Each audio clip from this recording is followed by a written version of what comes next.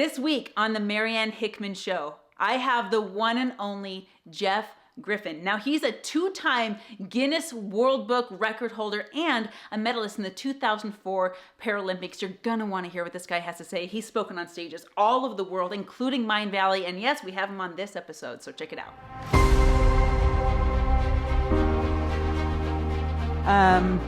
I just wanted to say thank you for coming on today. I know we had my fault, a couple of hiccups getting started with the scheduling, but my hope was to, before we shared the stage together a couple of weeks ago, to be able to interview, to help fill that room, but the room was full. It was great. And now I'm just like, oh my gosh, I get to have Griff on my podcast. I'm like, I'm kind of floored, actually. Oh, don't flatter me, Marianne. I'm telling you, it's easy to look good on the shoulders of giants. And so you are a giant, whether you think that or not, and you're doing exactly what you need to be doing. Oh, well, I'm honored either way to have you here.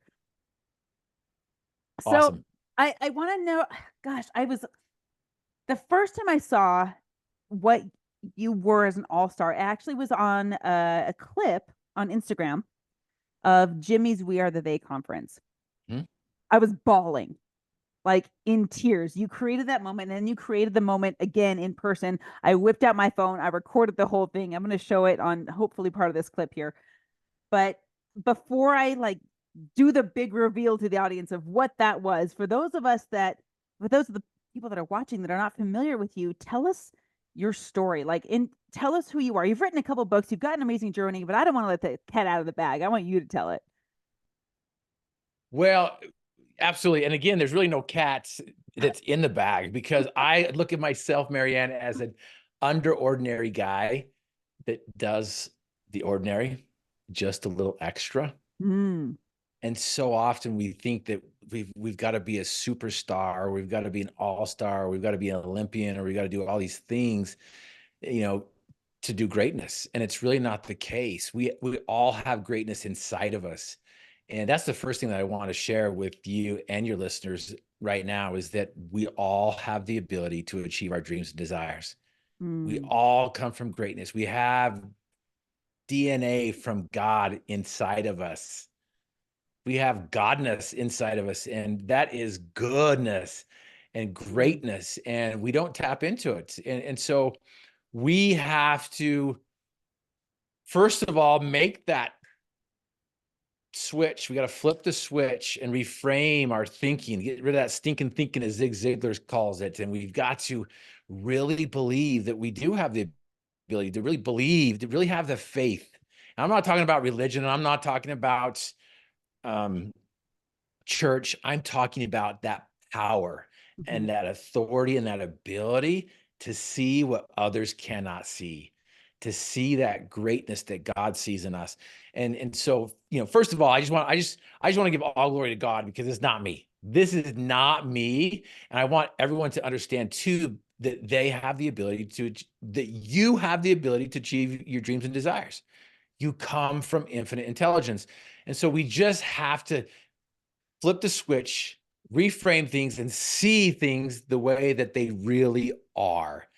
And so what we have to do is eliminate our stinking thinking, eliminate those doubts. What's up? Marianne Hickman here. Hey, listen, I'm about to give you my phone number, so write this down.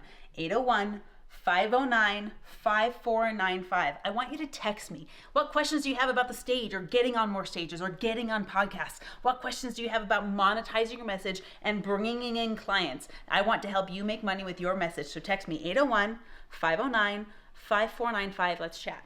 By the way, I love that you're bringing God into this. And I love that we have a platform for that, because I'm totally in alignment with you there. I want to probe in this idea a little bit, because you are clearly sold on this principle. You live it, you eat it, you sleep it, you breathe it, you do everything with this principle. But tell me this, even though the principle I believe that you're sharing has been a forever principle and available to anyone at any time, we don't always opt into it. Tell me about when you first realized. Was it before the magic ladder moment, or was it after that this really became part of your DNA, or at least the awareness of it? That's a great question. And the answer is yes. It happened throughout my life. I don't know if you've ever played a game where you jump in and you're engaged and you're like, and then you got to retreat, and you retreat, you do a little retreating a little bit. People are like, man, were you always this optimistic? No. And I was like, are you always this, positive? No. There were times, there was moments where, I struggled. I had some difficult things. And in fact, there was a time in my life that I quit on my dreams. I quit on my dreams. And so these things that happened throughout my life were kind of catalysts that helped me to the point where, that moment where I quit on my dreams, and we can get into that a little bit later, but it was devastating at the time. And I'm like, oh my gosh, this is ridiculous. This is stupid. I'm like, I gave up on my dream. And I go around the world and tell people not to quit and not to give up on their dream. And here I am, I gave up on my dream. But Marianne, fortunately for me, I had a chance to retreat, gather the things up, and then go back into the fray and the fight, and then taste the sweetness of success and experience that dream of my childhood. And I also think that experience helped me when I found myself next to an unpainted barn where I had just fallen 40 feet. My dreams of playing football, BYU, gone in an instant. And so because of those experiences before this experience, it helped me dust off the pieces, pick myself up, and dream new dreams. And so, so I would say that right there was a catalyst to never look back. I entered that sauna of self-pity again, when my dreams of playing football at college were just shattered and done. And I'm sharing some things with you that I don't share on stage because I'm giving you some context here. And so here is this moment where, okay, I've just broken my back. I'm paralyzed from the waist down. The doctors gave me a life sentence, never walk, never stand, never move my legs again. And so now what? And so the question that I had to answer, and I want to ask your audience, is, what do you do when you're dealt with a major challenge or a difficult setback? What's your go-to? What's your MO? What do you typically do? Because we don't rise to the occasion. We fall back to what we're prepared for. And I believe those events and those experiences throughout my life prepared me for this new challenge, because we all have them. Marianne, we all have challenges. We all have problems. Your problem is different than my problem. Your problem is bigger. I don't know. You know how we always talk about and compare our problems? Like, I got a better problem than you do. And glorification and of problems. Yeah. And I like to remind myself, and I like to remind my listeners, that the problem isn't the problem, because we all have them. The problem is you. That's a slam to the chest. Yeah. That feels like a kick in the chest. What do you specifically mean by that?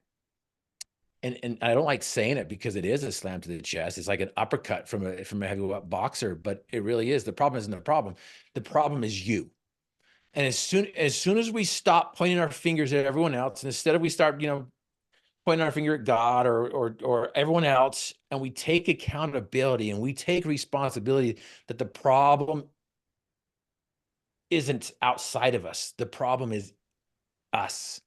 The problem isn't the problem, because we all have problems. The problem is you. And once you accept the fact and you take the accountability that you are the problem, guess what? You also discover that you too are the solution. I think there's a decision. You're outlining a pivotal point in that I know that you've encountered over and over and over again. But this pivotal point of, first, people in general, and I've done this, I know, we go into complaining and we gripe and moan and we complain to others about what's going wrong in our lives, and we gossip about other people that we think are the problem and all this. And I remember this moment in my life, one particular moment where I was in my first marriage. And I'm standing nose to nose with my sister-in-law because I've kicked my husband out again. Right. And I'm starting to regurgitate this. Oh, he cheated on me and he did this again. And the look in her face when she had heard me recite this over and over slammed me and said, oh my gosh, I am getting sick of telling this story. Mm. That must mean, even though it's not my fault, his behavior is not my fault, I can't control that. The fact that I'm in this situation is my fault. Mm. And this pivotal point that, and I'm referencing, people can go, I believe, one of two ways with it. They can say, oh my gosh, this is my fault. Therefore, I suck. I'm stuck this way. This is my label. This is my fate in life. And this is where I'm going to spiral out of control. Or they can say, oh, yeah, I actually did that, which must mean that I can just create something different. Yeah. And I love that. And thank you. And let me be crystal clear here. When I say the problem isn't the problem, you are the problem. I mean that the way we look at the problem has everything to do with us. And again, we can take a look at that situation and take a look at it and say, you know what, this is an opportunity instead of a problem. This is the next comeback instead of a setback. This is my stepping stone to success. This is, so again, and so, you know, as I'm hearing you tell me, you know, tell that pivotal point in your life, you're like, yeah, I'm telling this story. I'm creating this story, and I keep repeating it over and over and over again. I can see on the look of my sister's face, like, can we stop at the comment instead of wait until the period? That's the one. Can we stop at the comment instead of waiting until the period at the end of the sentence? And again, going back to the problem isn't the problem, you are the problem. Again, we can sit in that victim mentality. We can sit in we can create all these excuses and all these reasons why we're not getting the results, or we're not doing the things we want to do, or we're not finding the happiness that we really want, or the peace that we're all looking for, until we take responsibility. And so it's like, okay, you know what? No, I'm not going to let these outside circumstances dictate and have me decide for me. We can all choose, we can all act, or we can all be acted upon. We can choose, or we can have other people choose for us. And so it's like, okay, am I going to stop playing the victim? Am I going to stop playing this game that I'm always playing, and put the responsibility and accountability on an outside source? Or am I going to take responsibility and accountability and say, you know what, enough's enough. Yeah, I've been dealt this hand, but guess what? I'm going to play it the best I can. I'm going to do what I can do instead of what I can't do. And so once you just have that experience in your life where it's just like, you know what? No, absolutely. Every problem under the sun has a solution, or it has none. If there be one, hurry and find it. If there be none, never mind it. I am that solution. I am the solution. And so once you accept that, all of a sudden it's just things just open up, and it's like, holy cow, this is amazing. You live a life that takes your breath away instead of barely breathing and calling it a life. Everything you say is pure poetry. I've got a friend that I'm like, I need you to listen to this podcast so you can make music from Jeff's words. This is incredible. Now you've written a couple books. I'm Possible. Was that the first one you wrote? Yeah. Tell me about that. Was that related to Audrey Hepburn? Like, tell me about the creation of that book, the publication of that book, and pouring your heart and soul on the page. Yeah. So here's the beauty of this. You know, I talk. So again, going back to this problem, and we're going to get into the book. So I believe that every problem under the sun has a solution, or it has none. Right. And so let's hurry and find it. And I believe that the foundation of every problem is found in the 3Ds. Okay, tell us what they are. In those three gold nuggets. And they're found in the 3Ds. And so it's desire, dream, and do. Write those down, guys. Wherever you're listening, like, pause, grab your phone, do something, write this down. You might want to pull over if you're driving. Absolutely. I love how you're like, this call to action. So desire, dream, and do. And so just to really break it down really quickly, a desire are just thoughts. Mm-hmm. Desires are just simply thoughts mixed with emotion. They could be negative emotions, positive emotions, and change happens of one of two ways. You know, an impactful experience that happens, or a resilient, consistent routine. And so what we do here is we dissect what a desire is. And desire is just simply thoughts mixed with emotions. The dream is crystallized desires. Okay, I was wondering how you were going to differentiate those. Walk me through that. Yeah, so you know, we take a look at the anatomy of a dream, and what's interesting is so many people, they associate goals with dreams, and really goals are what we do to accomplish our dreams. Goals are the action steps. They're the things that we do to get from point A to point B. Goals are not our dreams, but we talk about goals as if they are our dreams. And so again, words matter. Words matter. Oh, you And just gave me so, goosebumps. My dad used to say that to me all the time. and I'm telling you, right, the reason why I share this with you is because I want people to understand where I came from and where I am, because so many times we look at people who have accomplished this or have done this or have done that. We look at them as they are right now instead of where they were. And in 6th grade, writing this book, I'm Possible, was one of my greatest accomplishments, Marianne, because I received a D-. I earned a D- in 6th grade in English. No kidding. Yeah, it was horrible. And then high school year, my English teacher told me that I would never write a comprehensive sentence. She's like, Griff, you'll never write a comprehensive sentence in your life. And that was validated my freshman year in college when I showed up to English. First day, they'd have us write a paragraph. Second day, they called 6 of us out of 300 from the auditorium. I was one of the 6. And I go bounding back to the back of the auditorium. I'm like, what did I win? And they're like, you want a date with the remedial English teacher. And I'm like, what does that mean? And they're like, that's why you need that. What? And so I share this story with you because I was not that great at writing. In fact, I went out and as you mentioned, I speak all over the world, and people would come up to me like, do you have a book? I need a book. I need more of what you just gave me. Because I just introduced the 3Ds on stage. Yeah. I just introduced the possibility of being able to overcome these demons of doubt, fear, and complacency. I introduce the strategy and the tools that will help you. But we're just barely scratching the surface. Well, yeah, if you're ever speaking on stage, you have 30 minutes or 60 minutes. Lives can be changed, no doubt. But you're right. You can only have so much. You're going to leave people wanting more, which is why you have to have a book.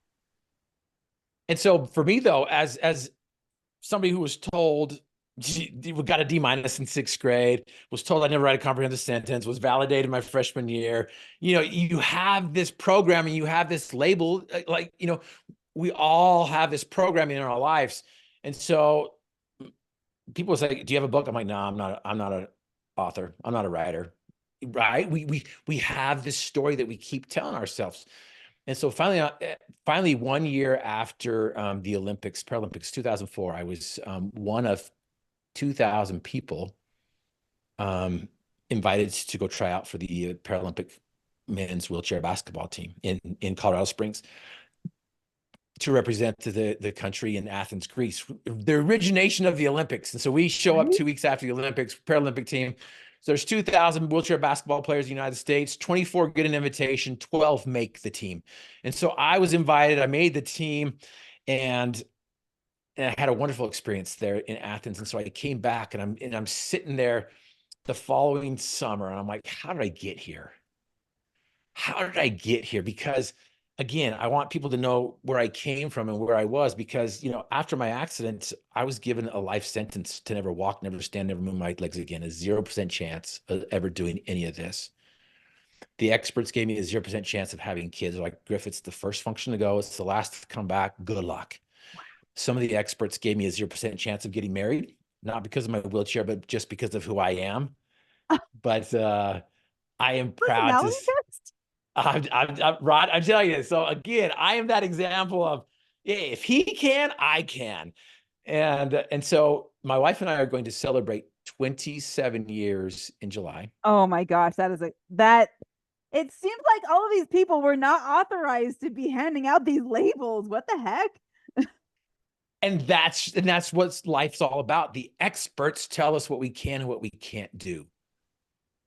We base other people's possibilities on our limitations, or better yet, other people place our limitations on, they place our possibilities on their limitations. Exactly. And so we listen to these experts, we listen to these we go to people for advice, and they're going to tell us what they don't understand and what they don't know. And so again, it's like, okay, we got to stop listening to the outside sources and listen to the source. Mm-hmm. Listen to the source that's going to inspire and tell you what is possible. And so after the 2005 Paralympic Games, I'm like, how did I get here? we're going to celebrate 27 years. We have 4 beautiful biological kids. In 2005, we had 2 at the time, my son and my daughter. And I'm like, oh my gosh, how did I get here? How did I get married to this beautiful, wonderful woman who has provided 2 beautiful kids with me and has supported me in this dream of going to the Paralympics and all these other things? I was one of the youngest trust managers at the bank that I worked for. And so I'm working a full-time job. I'm training. I'm going to the Paralympics. I'm married. I have 2 kids.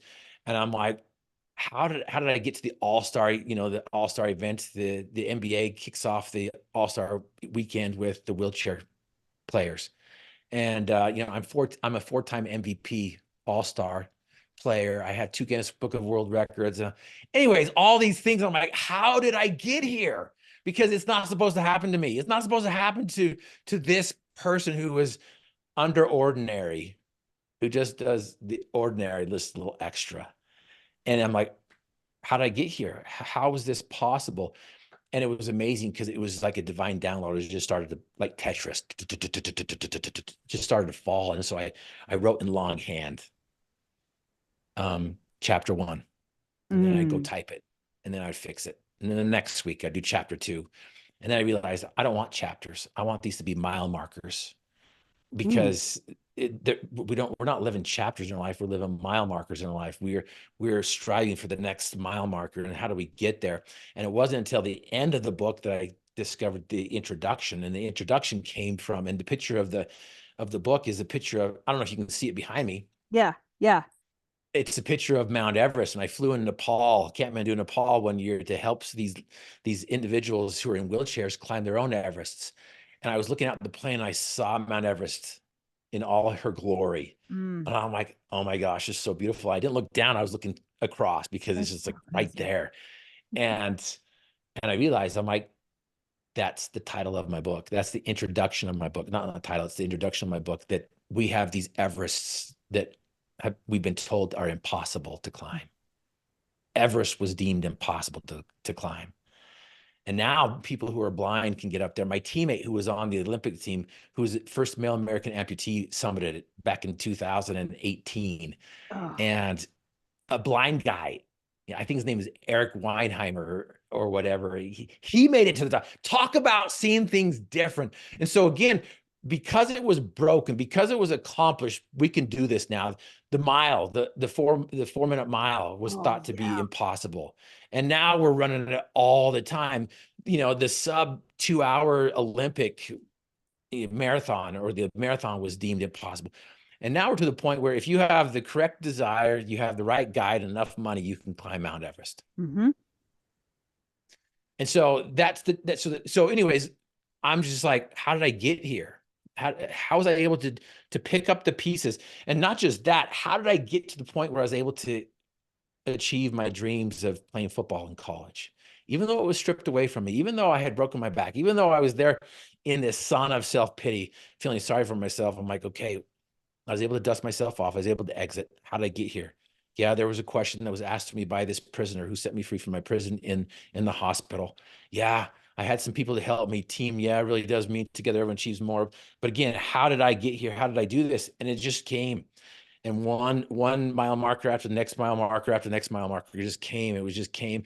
And after 3 weeks, I was done. You wrote the whole book in 3 weeks? Yeah. Wow. Okay, you're calling me to repentance here, because I started writing on an airplane, and that was a month and a half ago.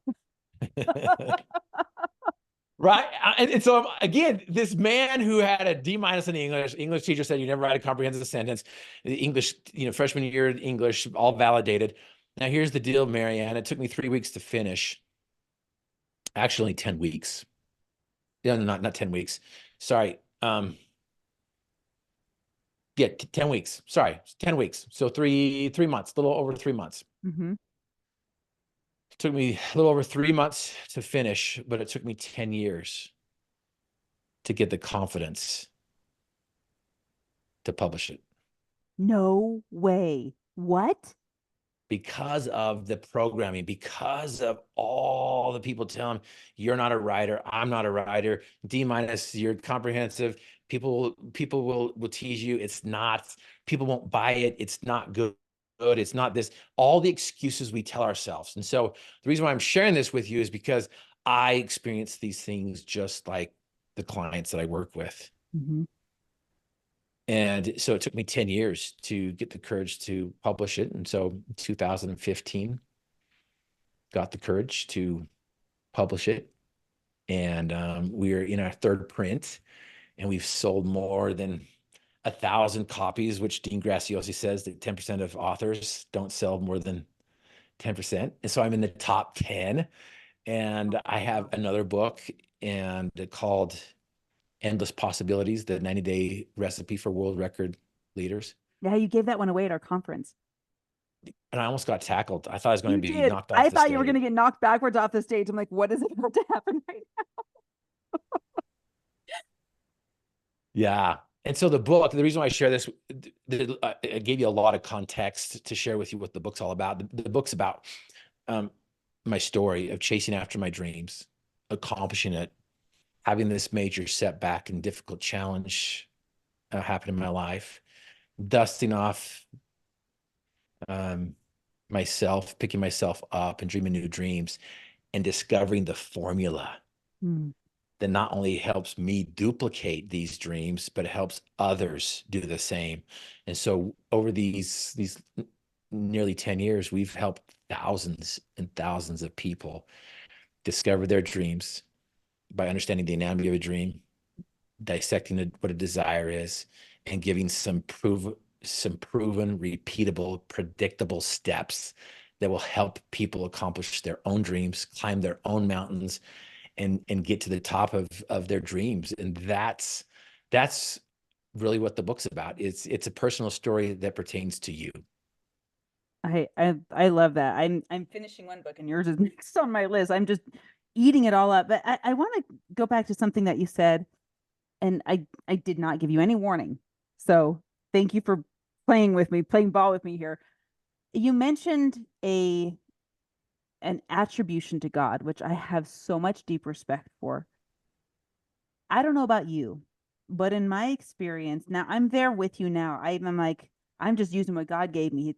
Credit goes to him. But there was a point in my life where I was throwing rocks at God. I was pissed. I was angry. And he was the best scapegoat because he didn't fight back very violently. I could have my moment. But there was a time where I was legitimately angry. Were you always in a position where you felt like God had your back? No pun intended. Or were you in a position at some point when you felt alone to the point where even to the neglect of God? Yeah, that's a good question. That's a great question, because I know that there's a lot of us out there that feel alone, feel lost, that we're wandering. In fact, people are like, how can there even be a God with all this wickedness and ugliness and darkness and depression and all around us? And that's a great question, because if there's anyone out there listening right now who's dealing with that darkness, that depression, those doubts, those demons that are out there, we all need a hand up, not a hand out. Mm-hmm. And what's interesting is when we're hurting and when we're alone and when we're lost and when we're by ourselves and we're experiencing these heartaches and these difficult times, we want to be left alone. And so we distance ourselves from others. We distance ourselves from God. We do the distancing. And then we turn around and we look around and like, see, I was right. Yep. So again, the problem isn't the problem, because we all have problems. The problem is you, and the problem is me. But the beauty of it is you are the solution as well. And we do need, and we all need help. We do. We can do a lot on our own, but we can't do the most unless we do it with a team. And God is my number one teammate for me personally. And that's where I got the name of the book from, was, Audrey Hepburn.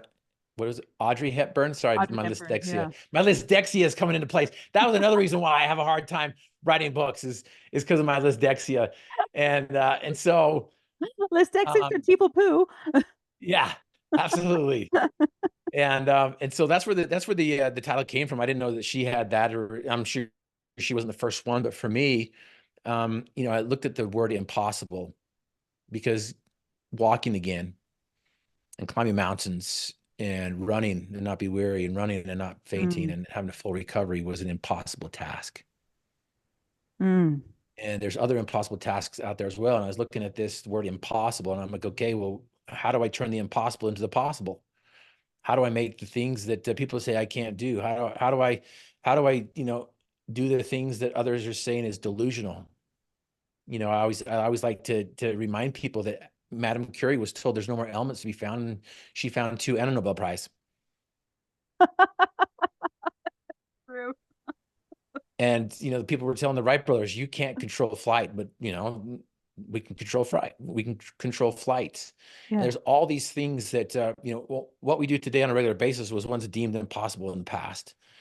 And so my question is, okay, what does impossible really mean? And how do you turn the impossible into the possible? And so for me, there's a story in the Old Testament where Moses is called on top of a mountain, and he meets God, and he's like, "You want me to do what? Excuse me? What? Are you serious? This is impossible." And he's like, "By the way, who should I tell them that sent me?" And he's like, "Tell them that I am who I am sent you." And so I've learned some things in English now, Mm. and I've learned that the word I am in a conjunction is I'm. It's with apostrophe. So I'm. And so what I did there is that's really how all this was made possible, is by including the apostrophe in the impossible. And the apostrophe turns it into the great I am. Oh yeah. So I'm possible. And so when I say that I'm possible, I'm not referring to me. But what's interesting is people are like, yeah, you are possible. Yeah, you're amazing. Absolutely. And the thing is it's not me. It's not me. It is the great I am. It's including God in my life that makes the impossible possible. And that's Ooh. really all the difference, because he makes up all the difference. You just made that connection for me, because I've heard Audrey Hepburn's, and now your apostrophe in it's possible because I'm possible, but then you bring in this element to it of the name of God itself. Like I am is not a descriptor of God, it's his name. And that just would, oh my gosh. Okay, fine. We'll just go and do all the things we want to do. Like that's just like there's no excuses after that. Yeah. Oh And man. can you do me a favor, Marianne? Will you finish the sentence? I am. Possible. That's the first word that comes to my mind because of our context. Yeah. But this is, I mean, this is gosh, I am strong. I'm brilliant. I'm amazing. And then the blasphemy when we say I'm not enough. Excuse me? Like we can't say that anymore. I'm stupid. No, that does it feels weird coming out of my mouth. Knowing the context and the depth of the words that we're saying, we can't do that. Yeah. Yeah. And so for years and years and years, I told myself that I was a self-righteous fraud. Oh, interesting. How did you come to that? Self-righteous fraud. Just the life I'm living, right? Did we all have that imposter syndrome? We all these other things. And I wanted to be perfect. I wanted to be like God and whatnot. And so, and then again, here I am on stage telling people not to quit when I quit in a major time in my life, and all these things, right? All these things that are out there and that we do. And so, one of the greatest musicians, they're up there and they're playing this piano, and they move us to tears, and they get off the stage and like, oh my gosh, I made that one mistake. Hmm. But the audience has just moved to tears, and they've been moved. And so, but I've discovered and I realized that that's not who I am. I am a powerful, authentic, lovable, and playful man. I am a child of God. And that information that gives me the power to move forward. That gives me the power to dust myself off, to get up, to get going, to move forward. And what was interesting is and I discovered this, for 17 years, I taught I taught a high school and college class, and to break things up, just to make sure that the students were in the right classroom. Instead of saying here, when I read their name, I'd ask them to finish that question. I'd have them finish the question. I am. Ooh. And so I'm like, Johnny, I am a football player. Betty, I am a cheerleader. Logan, I am a self-proclaimed nerd. He was one of my favorite students. But again, what was interesting is over and over and over and over and over again, without fail, they kept telling me what they did instead of who they are. Mm-hmm. And that's what we tend to do, is we tend to wrap our identity and our value in what we do and what we accomplish. And it's not what we do and what we accomplish where our value comes from. It's who we are. You know, I And was at Keaton Hoskins' house. I'm sure you know who he is, the muscle, right? And he was putting on this event, and he asked me to come speak and MC at the event. And he he speaks with so much power. You can hear the monster inside of him just banging on the door to pull people together. And when he spoke, he said, if you can't complete the sentence of who you are, then that should be the first thing you do, and you shouldn't go to bed without it. And he said it more eloquently than I just repeated it. But to your point, this I took this and I studied this because even though the impossible wasn't part of the puzzle until today, it was this many years old, this I am statement had been rattling around in my brain, and I wanted a by rote definition for it, for me. And this is probably part of your training, but the by rote definition it's saved in my phone, and it's part of my recitations and my routine. You talk about routines. I want to go into that every morning, but my routine is taking this I am statement. So whenever you say complete the sentence, if I'm in the right frame of thinking, it goes right into that. It's almost poetic. I am Marianne Hickman. I am a daughter of the Most High King. I am the most beautiful, loving wife and amazing mother to my husband and my children. And it goes on for paragraphs. And it's been one of the greatest gifts to know that, to know exactly what you're saying. Is I'm not the trophies on the wall. I'm not this, but I am everything it means to be me. mm-hmm. How do you train this with people? How do you teach people this? So again, going back to the 3Ds, they've got to understand the 3Ds. You got to understand what a desire is. You got to understand what a dream is, and you got to understand the things you need to do. Because you've got to do some things. We all have to do some things. We just can't dream ourselves into character, as Vince Lombardi says. We must hammer and forge one for ourselves. And so again, it's about slowing down and going inside and asking the questions, asking the difficult questions, and being honest, right? And like I mentioned, there was a prisoner at the hospital that asked me a question that set me free from my prison, and it was a question that set me free, and I've never been back to that son of self-pity. And you talked about this pivot point. That was a pivot point.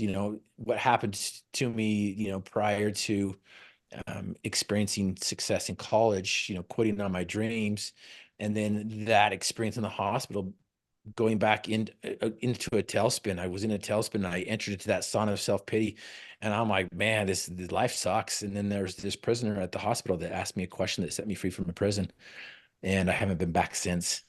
I've had some down days. I've had some dark moments. I've had some difficult times, but I've never had those moments where it's like, yeah, I'm throwing rocks. No, I'm blaming other people. No, it bugs my wife. She's like, can you bring it down a little bit? And I'm like, can you bring it up a little bit? And that's not the right thing to say.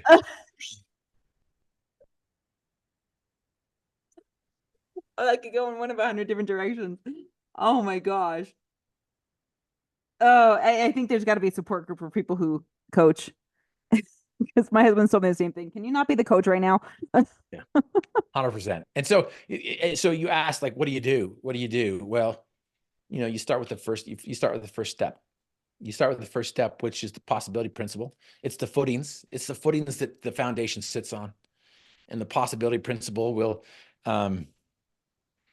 will help you identify what your desire, what your dream is, and match it up with your desire, because we all have conflicting desires. And if we allow those, if we don't have a clear, concise dream, our dream's going to be challenged and our desire is going to be tested. And if we haven't developed that desire, that's going to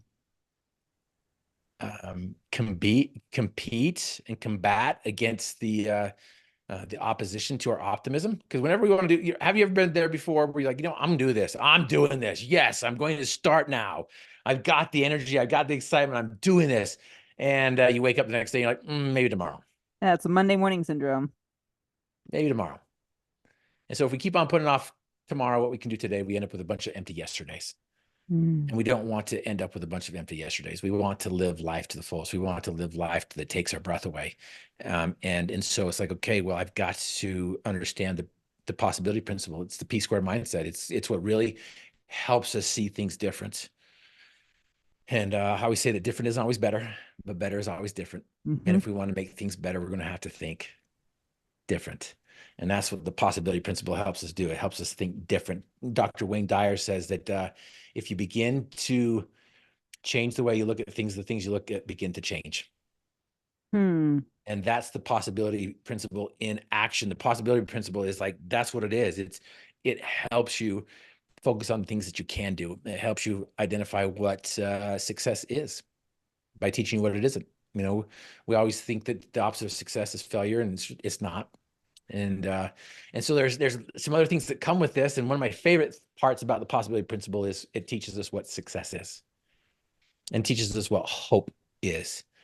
And to me, I believe, Angela Duckworth wrote a great book called Grit. And she said that gritty people are hopeful people. And I loved her book, but I think she got this wrong. I think she has this upside down. Sorry, Angela. All the love. It's your book, but yes, gritty people are hopeful. But I think that hopeful people are gritty people.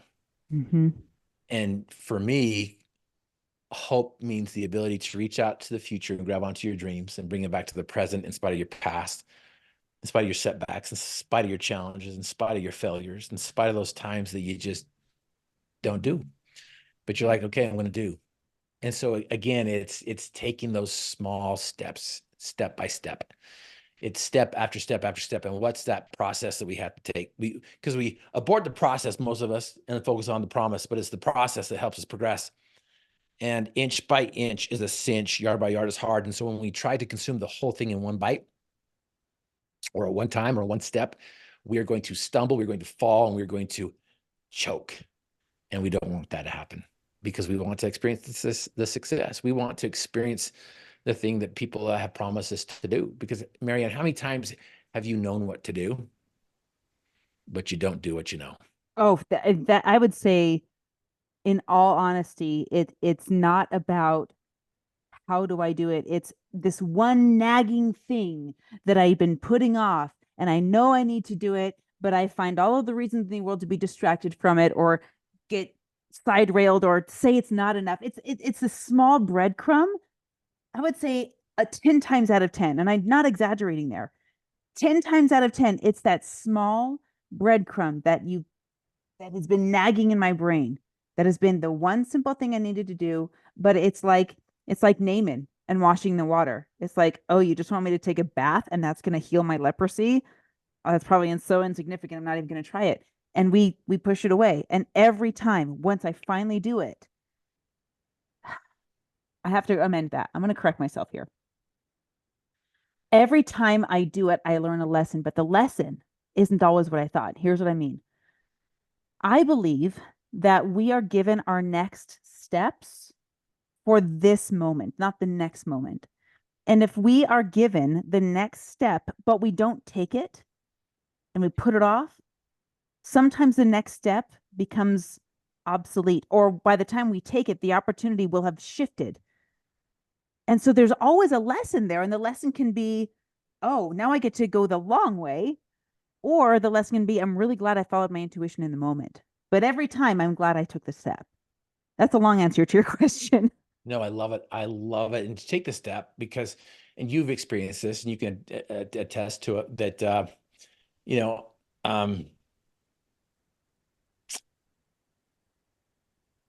I've lost out on more opportunities by not taking the step than I have by taking the step and missing the opportunity. Mm-hmm. If that makes sense. Mm-hmm. You miss 100% of the shots you don't take, in other words. Right. And so what I want to do here for those listeners who are still here, it's still around, is give them an opportunity to take a step. I'm going to give you this free principle that do the it. companies pay me thousands of dollars to come and share and to teach and to inspire and share light into their lives. And so if you'll text me the word possible, POSSIBLE, possible, it's possible. And again, this is free. To you, for those who go through the whole process. But you got to text me the word possible at 855-388-9278. That's 855-388-9278. And I will send you the link and the free coupon code that will send you on your journey. That will send you on your journey to climb your own Mount Everest, to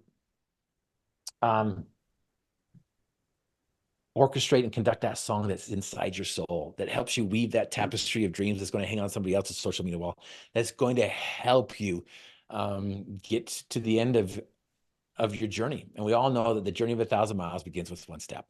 And so here's the step that I want you to take. I want you to stop, do whatever you do, text me, text the word possible, 855-388, whatever, 4 other numbers that I told you. I'll put it in the description. I got it. Put it in the description, do your thing. We will give it to you. And again, this is just the beginning of your journey, because again, this mindset, if George Bernard Shaw is accurate, he says that 2% of the population think. 3% of the population think they think, and 95% of the population would rather die than think. Oof. And I've witnessed the 95 these last few years, like literally, like I'm not thinking, and like they're dying. And then it's the 3% that think they're thinking and they're really not thinking. Yeah. Are Are you part of the 3% or are you part of the 2% that think? And again, it's amazing and it's beautiful to see what happens here.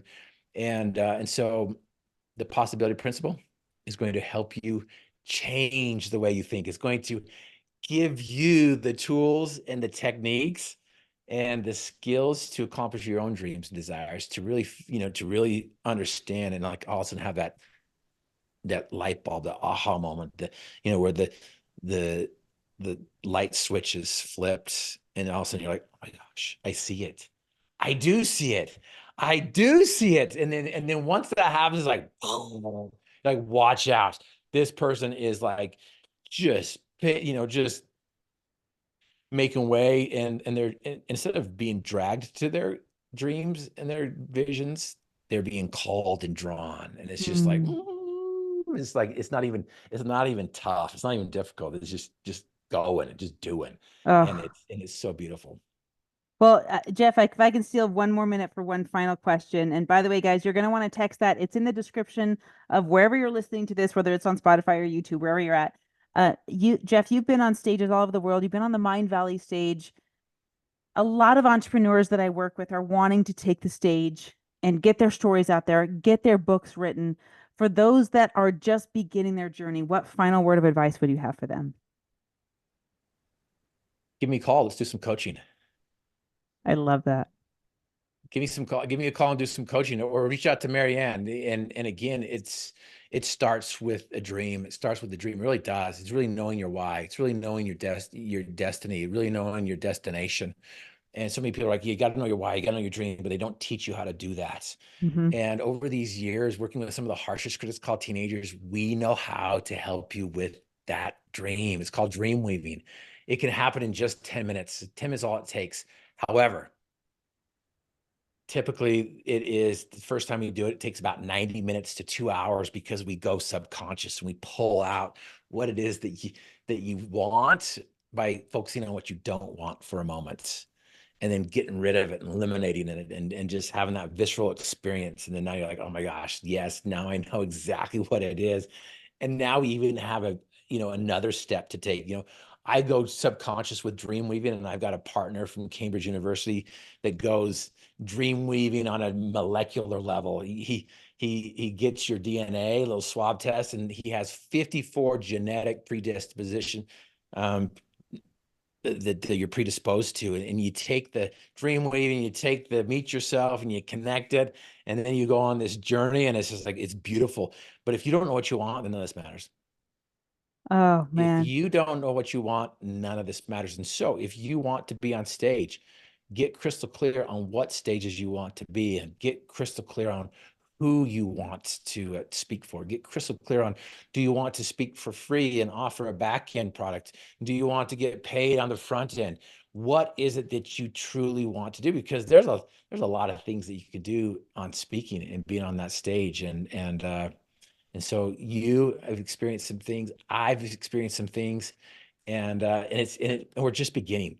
We're just beginning, because the world needs you, just like the world needs me. Mic drop. Oh my gosh, Griff, thank you so much from the bottom of my heart for spending this time with me today. Thank you on behalf of all the listeners for being here. Guys, if you like this, make sure you like, comment, share, show Jeff Griffin some love, because we're going to be posting his socials all over in the description, and make sure that you take advantage of his offer to go and text that possible word to the phone number in the description, because you don't want to miss out on that. Jeff, is there any other place that people should look for you or find you? What's your next gig?